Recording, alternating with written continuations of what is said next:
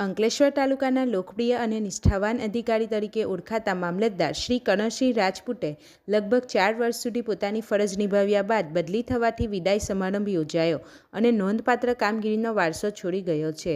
Ankleshwar 15 March 2022ના રોજ અંકલેશ્વર મામલતદાર તરીકે જવાબદારી સંભાળનાર શ્રી કણસિંહ રાજપૂતે 3 વર્ષ અને 11 મહિના દરમિયાન પ્રશાસનમાં પારદર્શિતા, નિષ્ઠા અને જનહિતને પ્રાથમિકતા આપીને કામગીરી કરી હતી. લોકોમાં તેઓ કર્ણ સ્વરૂપે દેવદૂત તરીકે ઓળખાતા હતા, કારણ કે જરૂરિયાતમંદોને સમયસર મદદ પહોંચાડવામાં તેઓ હંમેશા આગળ રહ્યા હતા.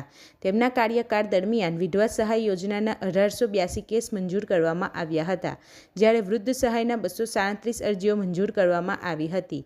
આવકના દાખલા અને જાતિના દાખલાઓ સહિત કુલ 21,781 અરજીઓનો નિકાલ કરવામાં આવ્યો હતો. 2022માં આવેલ રેલ રાહત ફંડ અંતર્ગત 6,000થી વધુ કુટુંબોને સહાયની ચૂકવણી કરવામાં આવી હતી. ચૂંટણી કામગીરીમાં પણ તેમણે નિષ્પક્ષતા જાળવી રાખી હતી. 2022ની લોકસભા તથા વિધાનસભાની ચૂંટણીમાં તેમજ 2025ની ગ્રામ પંચાયત ચૂંટણીમાં સફળતાપૂર્વક કામગીરી બજાવી હતી. આ કામગીરી બદલ ભરૂચ ડિસ્ટ્રિક્ટ કલેક્ટરેટ દ્વારા 2024 અને 2026 દરમિયાન તેમની કામગીરીને સરાહના કરી પ્રમાણપત્ર આપી સન્માન કર્યું હતું. રાષ્ટ્રીય માર્ગ અને એક્સપ્રેસવે માટેની જમીન સંપાદન કામગીરી તેમજ national high speed rail corporation limited દ્વારા હાથ ધરાયેલી બુલેટ ટ્રેન પ્રોજેક્ટ હેઠળની જમીન સંપાદન અને દબાણ દૂર કરવાની કામગીરી સફળતાપૂર્વક પૂર્ણ કરવામાં આવી હતી.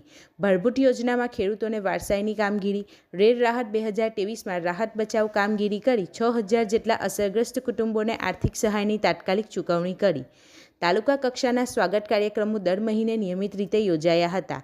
સેવા સેતુ કાર્યક્રમ અંતર્ગત અંકલેશ્વર તાલુકામાં ઉત્તમ કામગીરી નોંધાઈ હતી. મળતી માહિતી મુજબ 1 મહિના બાદ શ્રી કરણસિંહ રાજપૂતને પ્રમોશનથી નાયબ કલેક્ટર શ્રી તરીકે નવી જવાબદારી સોંપવામાં આવી શકે છે.